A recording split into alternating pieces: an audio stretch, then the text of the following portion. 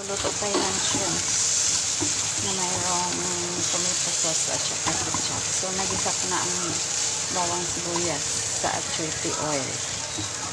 At saka sa tomato paste. Kunti lang ang tomato paste na nilagay ko, mga 1 teaspoon. So,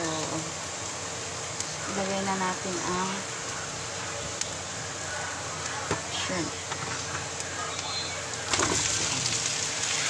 Ang shrimp na nilagay ko guys ay frozen. So, antay-antayin natin. So, isabay ko na rin ang butter. Ito ay grass-fed butter na mayroong herb.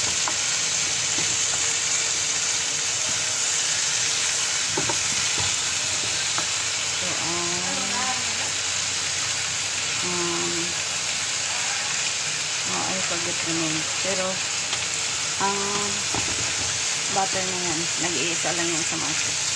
Yan lang yung isang butter na grass-fed ang cow. So, herb yan.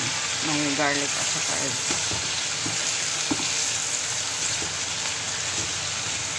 So, the reason why gumamit tayo ng achoy oil ay para madagdagan ang kulay. Pero madagdagan pa rin yan dahil magamit tayo ng spaghetti sauce. The reason gumamit ako ng spaghetti sauce, para matamis. Hindi na kailangan magdagdag ng sugar.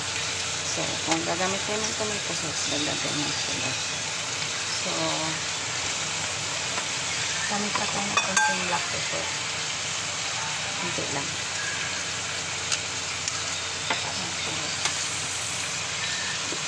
Maglagay tayo ng konting magic sarap.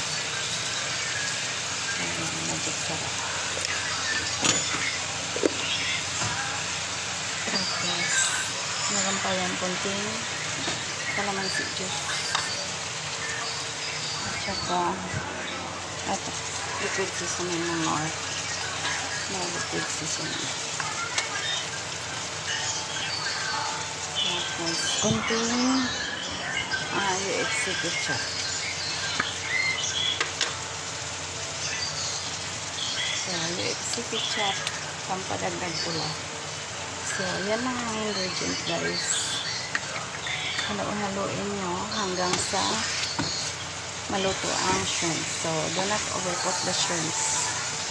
Kailangan hanggang sa maluto lang talaga siya. Huwag mong i-overcook ang shrimps kasi maging spongy siya.